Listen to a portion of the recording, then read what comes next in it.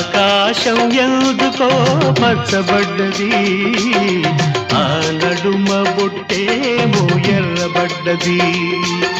వీచే గాలుల తాకిడి, సాగే గువ్వల అలజడి, రమ్మని పిలిచే పైబడి. ఆకాశం